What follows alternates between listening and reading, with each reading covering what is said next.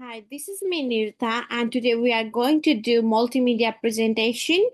And the unit name is Understanding and Guiding Behavior, and the code is ETCS203. This is assessment number 2, which is multimedia presentation, and we have chosen meeting children's need to belong. The topic is care and connection. This multimedia presentation is going to be presented by Justin, Niruta, Pooja, Manya, and Dilpreet. Let's head out towards our table of content. Our table of content is introduction, connection between context, brain, holistic development, and behavior.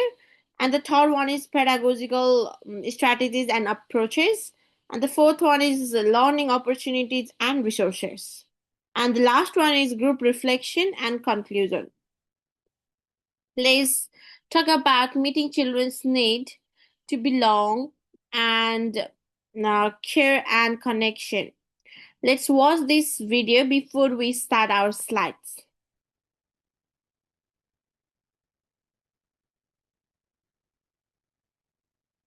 Build a website you love with Wix. For your words, create your brand, your opportunity. Here we can see a video. As human beings, we all naturally want to feel like we belong, whether it's with our friends, a certain group at school, a team, or even our own families. The need for belonging is a longing that all humans share. It's ultimately rooted in our basic human need for connection. When we feel like you don't belong anywhere, that need for connection goes unfulfilled. When you feel like you belong, you also feel safer. That makes you more resilient and able to manage all the stresses and anxieties of life. So, let's talk about the first steps that you can take to bring that.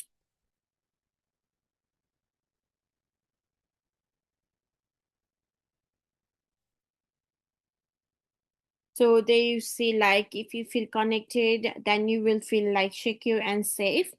The concept of belonging refers to the unconditional acceptance given by both adults and peers, affirming a child's value for simply being who they are. And according to Porter 2016, it forms the heart of the guidance approach, which emphasizes helping children grow emotionally and socially rather than relying on punishment. This explains how to fulfill these needs by separating the influence of adult acceptance by focusing on nurturing positive interactions and preventing conflict cycles. From peer relationships, stressing the protective importance of friendship and peer approval, while also presenting with related to early childhood teaching strategies.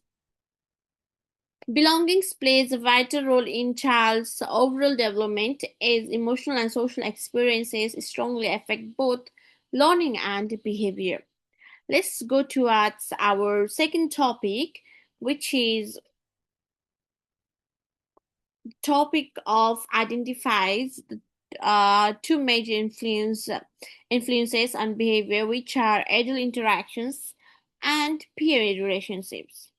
The role of adult acceptance. The Let's see about the definition about this. Acceptance involves valuing each child's unconditionally high levels of adult approval are linked with better cooperation, with one study showing total compliance when educators responded positively. Conflict cycle. According to Porter, children are restless or so aggression often receive much more negative attention than positive, about 4 times as much, which can trigger a power struggle where educators become controlling and children resist. The pattern deepens behaviors issues. The quality of educator. According to Porter questions traditional attachment theory, stating that it is a quality of caregiving marked by sensitivity and responsiveness that shapes a child's emotional health, not a fixed attachment level.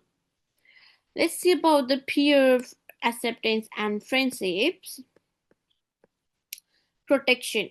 If children are being accepted by peers and forming close, low conflict, and mutual relationships, helps children to uh, protect from emotional and social challenges.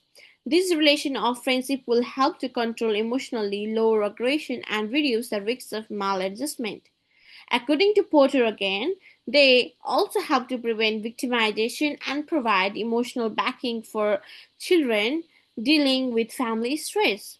Then let's see about the negative effect of rejection. The ongoing exclusion can lead to low self esteem, anxiety, depression, and antisocial behavior.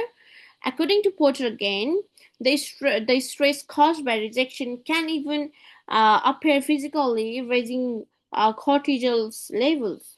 Let's see about strategies and fostering connections. Thank you.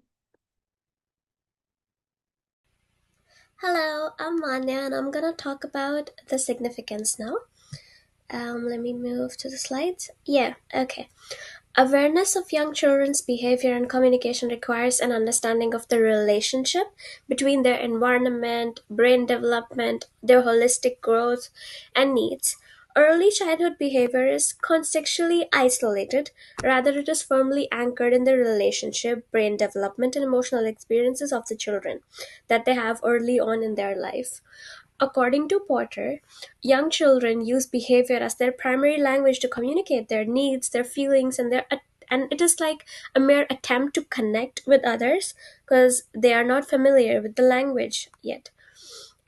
Neural development is if influenced by early executive functioning, empathy, and emotional regulation. Children's brain forms connections that encourage composure, trust, social cooperation when they are in a safe and responsive relationships. On the other hand, stress, rejection, or an uneven caring race, uh, due to any reason like moving, instability at home, it raises their cortisol levels in like children setting, impairing their brain's capacity to control emotions, causing behaviors like disobedience, violence, and even withdrawal. So it's very important to look at it early on. And now I have the theoretical significance. According to Bandura, sorry, from a social learning perspective, children's behavior is influenced by how they observe peers and adults' response in their social environments. They see and they learn, even they mimic. Children internalize pro social behaviors and gain a feeling of agency through positive role modeling, empathy, and constant guidance. This strengthens their belief in their capacity to contribute and belong. According to the motivational theories of Dweck and Graham, children are more likely to exhibit perseverance and even cooperation, emotional resilience in the face of adversity when they believe that they are the valued members of a community. These theoretical stances are consistent with early childhood education's holistic framework, which acknowledges the interdependence of cognitive, emotional, social, and physical domains of the development. According to Tassoni, by seeing the child as whole, educators can see behavior as communication rather than misbehavior or labeling it in a bad way, and make sure that their answers are based on empathy and connection, actually understanding what are the needs behind the behavior displayed. And the underpinning of emotional stability, the normal brain development are fostered when educators address children's basic needs to belong with through sensitive connections. Children who feel like they belong develops trust and self-control, which helps them learn how to control their emotions and interact with their peers in a constructive way. Children feel psychologically comfortable to explore, interact, and build meaningful relationships in inclusive settings where they're respected and they're constantly provided with care, acceptance, and positive reinforcement. Therefore, providing for children's desire for connection and care not only fosters behavior concord, but also holistic well being and depositions for lifelong learning. Hi, I'm Justin, and I am talking about pedagogical strategies on meeting the children's need to belong, care, and connection. On this one, to meet children's need to belong, educators must adopt intentional and relationship-based pedagogical strategies that promote care, connection, and trust. So first, the building secure attachments. This is assigning consistent caregivers helps the children develop a sense of safety and trust. Secure attachments support emotional regulation and positive social behavior. By Porter 2016, educators should respond sensitively to children's cues and show warmth and reliability. Second, the emotional coaching. On this one, helping children recognize and label their emotions builds emotional intelligence. Educators model calm responses and guide children to manage frustrations constructively. Third, positive reinforcement, acknowledging children's effort rather than only outcomes, encourages cooperative and respectful relationships by Kaiser and Rasminsky in 2021. Specific phrase such as, I notice how kindly you shared, reinforces belonging and empathy. Next, four, collaborative routines. On this one, daily rituals such as like morning greetings, a group time, or even shared cleanup moments foster unity and predictability that giving children a sense of community and inclusion. Lastly, the inclusive language and practices. On this one, celebrating every child's culture, family, and even identity supports is acceptance and respect. This like displaying multicultural materials and using inclusive stories promotes diversity and belonging. This is based on National Scientific Council on the Developing Child 2004. Together, these strategies enhance children's confidence, connectedness, and well-being like the key foundation for positive behavior and lifelong learning. That's all for today. Thank you. Hello, it's me Pooja, and today I'm here to describe 5 appropriate learning opportunities to use with the children to guide and support young children behaviors. An educator in early childhood setting requires multiple learning resources and activities which helps children develop their sense of belonging, care and connection. And the first one is circle time or group discussions. Children participate in circle time and the group discussions because they structure group conversation, enables children to express their thoughts and experiences and the emotions. The classroom environment enables children to develop social abilities and empathy while maintaining their friendship with peers. And the group discussions about daily positive experiences enables children to develop listening skills and understand different viewpoints. And the second one is peer body or cooperative activities. And children develop friendships and increase their self esteem through activities which need them to work together in peers or small groups. Children develop teamwork abilities and problem solving competencies through group activities that include constructing block towers and completing puzzles. And the third one is emotion recognition and role play.